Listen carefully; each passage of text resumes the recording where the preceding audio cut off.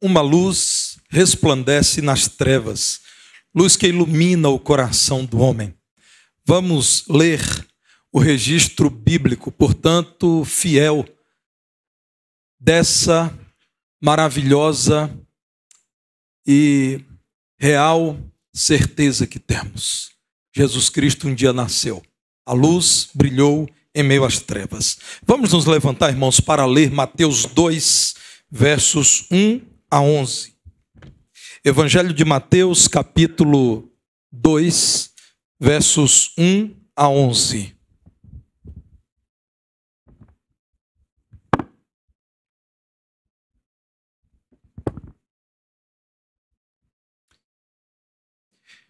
Diz-nos assim a palavra do Senhor. Tendo Jesus nascido em Belém da Judeia, em dias do rei Herodes, eis que vieram os magos do Oriente a Jerusalém e perguntavam: onde está o recém-nascido rei dos judeus? Porque vimos a sua estrela no Oriente e viemos para adorá-lo. Tendo ouvido isso, alarmou-se o rei Herodes e com ele toda Jerusalém. Então, convocando todos os principais sacerdotes e escribas do povo, indagava deles onde o Cristo deveria nascer. Em Belém da Judeia, responderam eles, porque assim está escrito por intermédio do profeta: e tu, Belém, terra de Judá, não és de modo algum a menor entre as principais de Judá, porque de ti sairá o guia que há de apacentar a meu povo Israel. Com isto, Herodes, tendo chamado secretamente os magos, inquiriu deles com precisão quanto ao tempo em que a estrela aparecera, e enviando-os a Belém, disse-lhes: ide informar-vos cuidadosamente a respeito do menino, e quando o tiverdes encontrado, avisai-me, para eu também ir adorá-lo. Depois de ouvirem o rei, partiram. E eis que a estrela que viram no Oriente os precedia, até que, chegando, parou sobre onde estava o menino. E vendo eles a estrela, alegraram-se com grande e intenso júbilo. Entrando na casa, viram o menino com Maria, sua mãe. Prostrando-se, o adoraram e, abrindo os seus tesouros, entregaram-lhe suas ofertas: ouro, incenso e mirra. O Espírito Santo te ilumine para que você compreenda a palavra de Deus. Podem sentar.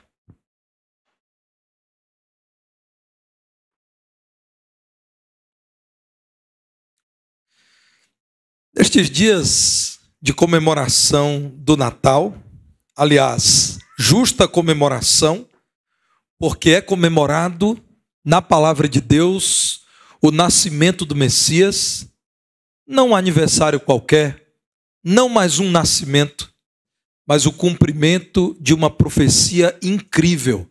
Deus, motivado por seu amor, por sua graça, viria a esse mundo na pessoa de um menino, para, identificando-se com o homem, resgatá-lo do seu pecado. Meus irmãos, nestes dias em que comemoramos o Natal, começamos a pensar em presentes que comumente recebemos nesse tempo, e pouco pensamos no grande presente que todos nós já recebemos do céu. Ninguém deverá ficar preocupado quanto a receber bons presentes, se puder crer de todo o coração que Jesus Cristo é o grande presente do céu para quem vive aqui na terra. É importante questionarmos quem está ocupando o lugar central nesta festa: nós mesmos ou é o aniversariante, aquele que nasceu, Jesus, que tem recebido as honrarias? A palavra de Deus nos apresenta pessoas, dentre tantas outras, que também quiseram conhecer Jesus e presenteá-lo. A Bíblia até não diz qual é a quantidade de magos. Penso que porque menciona 3 presentes, a tradição acabou dizendo que são 3, mas a Bíblia não diz isso. Pelo contrário, a palavra de Deus sugere que houve uma movimentação tão grande, onde esses homens chegaram, que me parece, havia na verdade uma caravana, inclusive porque eram pessoas muito importantes, verdadeiros cientistas, sábios daqueles dias, que costumavam viajar com muitos auxiliares. Bem, a palavra de Deus nos revela, na verdade, que eles eram parte da profecia acerca do nascimento do Messias. E eles cumpriram a profecia presenteando Jesus. Olhe para a sua Bíblia, há um salmo messiânico, isto é, um salmo que rende louvor a Deus pela certeza de que o Messias viria, o Salmo 72, que nos versos 10 e 11 diz: paguem-lhe tributos os reis de Tarsis e das ilhas, os reis de Sabá e de Sebá lhe ofereçam presentes, e todos os reis se prostrem perante ele, todas as nações o sirvam. A palavra de Deus nos diz que Jesus veio para salvar a humanidade a partir do povo que era seu povo judeu. A profecia então diz que autoridades de outras nações também reconheceriam o Messias, porque seriam pessoas alcançadas pela palavra de Deus e o adorariam. Provavelmente esses que são chamados de magos, não porque fossem mágicos, mas porque tinham um conhecimento considerado extraordinário em seus dias, vinham da Pérsia e agora estavam à procura daquele que cumprira a profecia. Queriam presentear o Messias, o menino nascido. Veja o que diz Isaías no capítulo 60, verso 6. Este também é um livro que reúne muitas profecias acerca da vinda do Messias.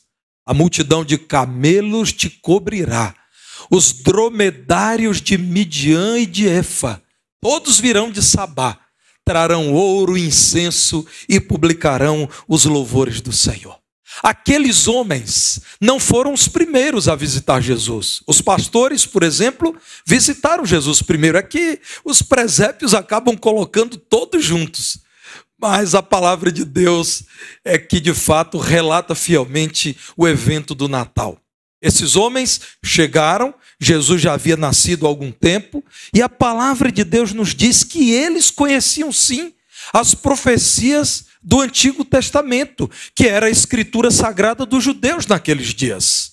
Volte o seu olhar para Mateus, no capítulo 2, veja o que nós lemos nos versos 1 e 2, a palavra de Deus dizendo que Jesus já tinha nascido em Belém, na Judéia, quando quem governava a Judéia era o mau governante Herodes. Um homem tão mau que foi capaz de mandar matar a sua esposa e os seus cunhados porque desconfiou que ela tinha lhe traído. Sem ter certeza, ele assim o fez. Ele mandou matar todos os membros do Sinédrio, uma espécie de tribunal religioso e civil daqueles dias. Então, quando a palavra de Deus nos fala do reinado de Herodes, intencionalmente quer nos mostrar a urgência por salvação naqueles dias. A opressão que espremia o povo de Deus, buscando o cumprimento da profecia que lhe traria esperança, uma luz em meio às trevas do reinado de Herodes. Herodes, segundo a palavra de Deus, ao ouvir falar que estavam procurando o rei dos judeus, quis conversar com aqueles homens aqui chamados de magos que vieram do Oriente. Onde está o recém-nascido rei dos judeus? Eram homens que estudavam também os astros. E eles disseram: nós vimos uma estrela nos trazendo, queremos encontrá-lo para adorá-lo. Jerusalém, então, passou a ter esse como assunto do dia.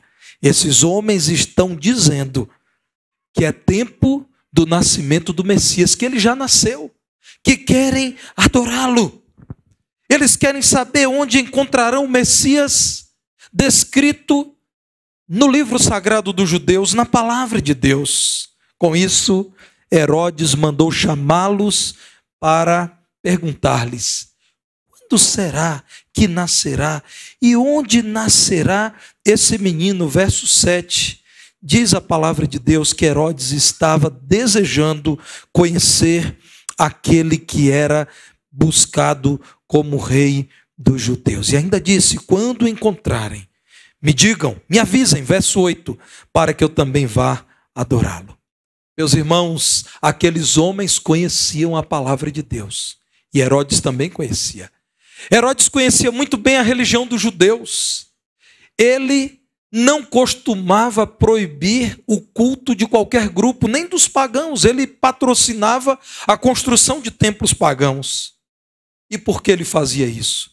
Porque ele queria conhecer as expectativas daqueles que estavam sob o jugo da sua pesada mão, para saber como manipular as pessoas, para saber como oferecer aquilo que poderia encher os olhos das pessoas. Herodes sabia muito bem que aqueles homens também criam nas Escrituras e poderiam agora dar uma informação preciosa. Quem seria esse que viria disputar com ele, Herodes, o reinado entre os judeus?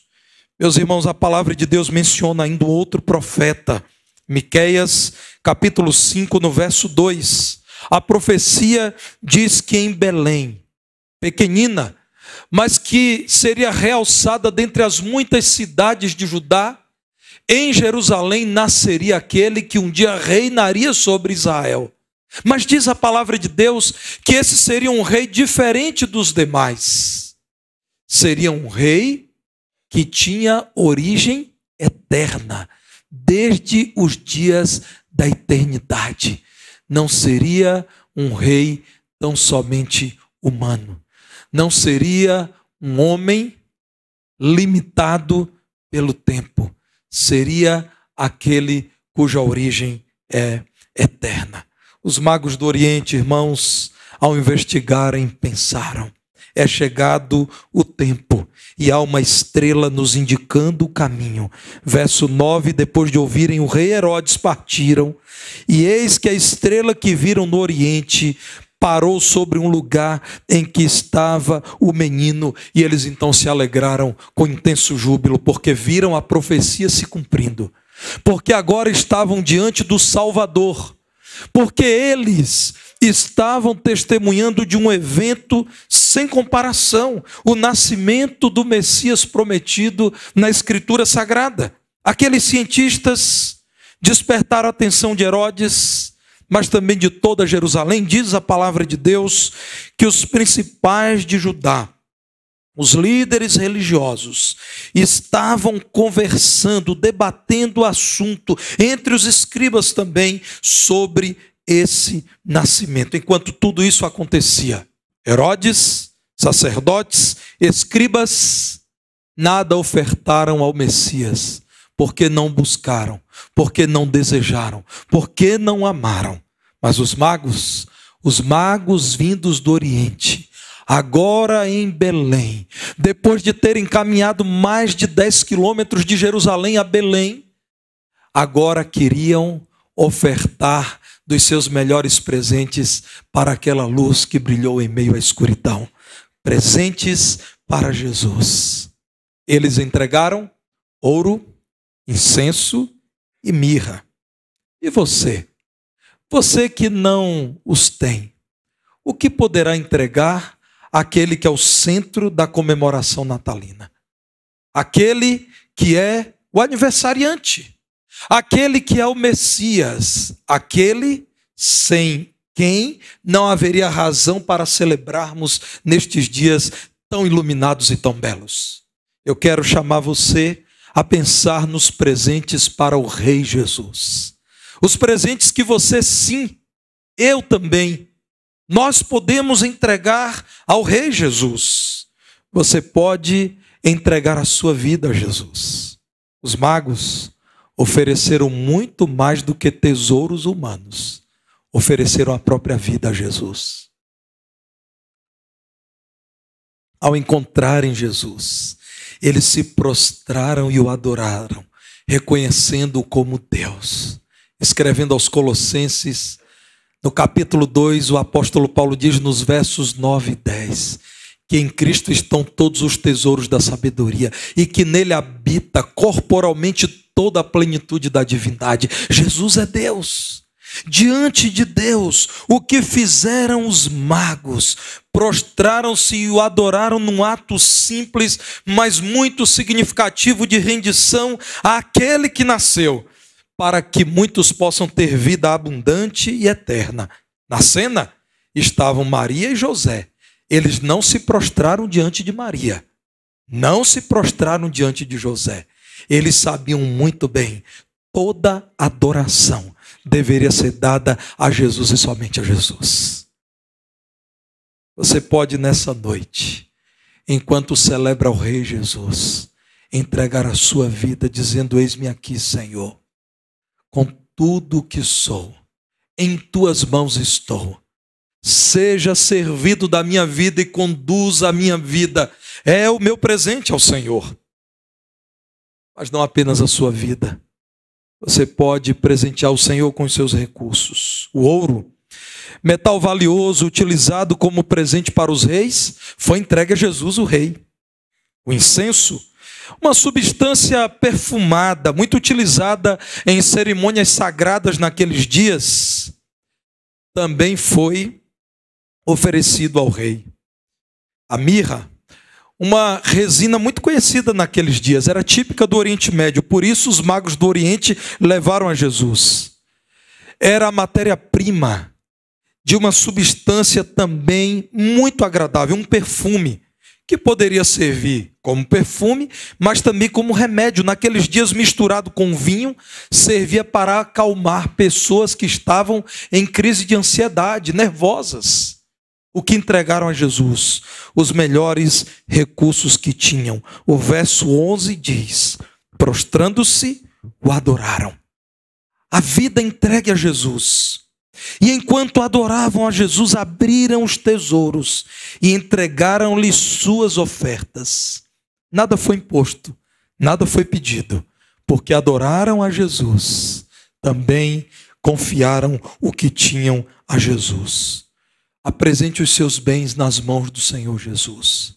Quem sabe o seu veículo pode servir para conduzir pessoas aos hospitais onde nós estamos pregando o evangelho que traz cura integral ao homem enfermo. Quem sabe os aparelhos eletrônicos que você tem podem ser colocados à disposição do Senhor. Não mais serem utilizados para disseminar fofocas e iniciar conflitos, para gastar tempo em coisas sem qualquer resultado positivo para a vida, mas podem ser usados para espalhar a mensagem do Evangelho.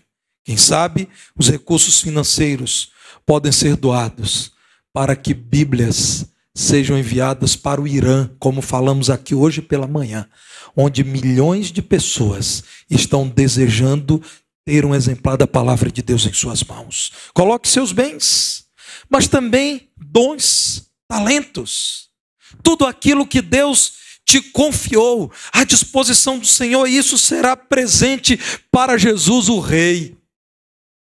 A vida, os recursos e o seu tempo. Depois que eles saíram de Jerusalém, os magos que tanto caminharam naqueles dias, com a sua caravana, ainda caminharam, como eu disse, mais de 10 quilômetros até chegarem ao Salvador, até reconhecerem Jesus como Messias. Jesus tornou-se prioridade na agenda daqueles homens. Tenham cuidado com o vazio de uma agenda cheia, em que não cabe Jesus, não cabe o culto a Jesus. Na hora do culto, não é possível deixar o meu celular de lado.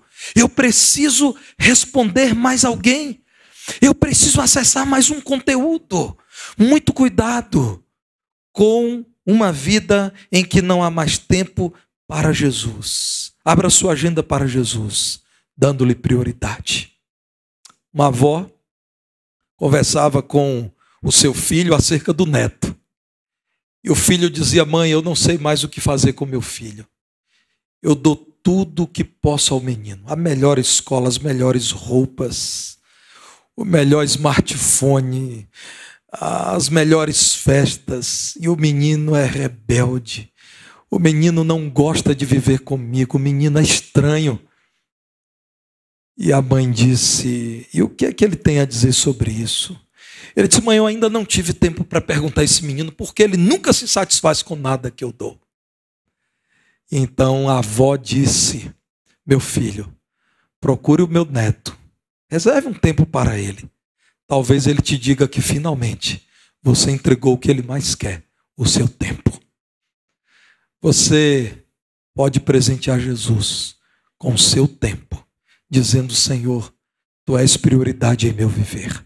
Eu terei tempo em comunhão profunda contigo diariamente, lendo Tua palavra e orando ao Senhor. Eu terei tempo para pregar o Teu santo evangelho. Nós queremos contar com você para isso, nas frentes missionárias, no projeto A Igreja de Portas Abertas. O seu tempo para o culto ao Senhor Jesus. O seu tempo de quem diz: Jesus não é qualquer pessoa. Jesus não é qualquer coisa. Jesus é o Rei. Qual tesouro você ofertará a Jesus nesta festa de Natal? A sua vida, o seu tempo, a sua família colocada nas mãos de Jesus, os seus planos? Quais são os presentes que você entregará ao Rei? Ele, diz a palavra de Deus, que se fez carne e habitou entre nós. E nós então vimos a sua glória, glória do unigênito do Pai, cheio de graça e de verdade. Ele já se fez o presente vindo dos céus para nós que nessa terra estamos. Ele já se fez o nosso presente. Agora, podemos ser presentes para Ele aqui na terra, à semelhança daquilo que os magos apresentados por Mateus fizeram. Mas se você decide que não entregará presente algum a Jesus, Ele continuará sendo o Rei Jesus. Você perderá uma grande e maravilhosa oportunidade. Jesus continuará sendo Deus e Senhor. Jesus continuará sendo todo-poderoso, o eterno incriado. Você longe dele, não provará da vida abundante que somente nele há. Você não saberá o que é o verdadeiro Natal, a celebração na presença daquele que nasceu em Belém há 2 milênios, para que em trevas a grande luz fosse vista. Você pode sim oferecer presentes para o Rei. Você pode tudo entregar àquele que tudo fez por você, aquele que se entregou para que nele você pudesse ter finalmente vida, e vida abundante, vida que não se acabará, vida eterna, porque ele não apenas nasceu, ele nasceu e viveu. Ele nasceu e viveu sem jamais pecar. Ele nasceu e viveu uma vida reta, uma vida santa. E então morreu, porque cumprindo a sua própria lei, a lei de Deus, colocou-se em lugar de pecadores como eu e você, endividados que estávamos, separados pelos nossos pecados de Deus, perdidos, humilhados por Satanás, sem expectativa de vida eterna, sem esperança. Ele que nasceu, viveu de modo santo e morreu por mim e por você que nele crê. E um dia ressuscitou, vivo está, recebendo os presentes que a ele entregamos nessa noite. Quais são os seus presentes a serem entregues ao Rei Jesus? A minha oração é que, por amar a Jesus, por crer em Jesus, nessa noite você possa dizer em alto e bom som: tudo entregarei a Jesus o Rei.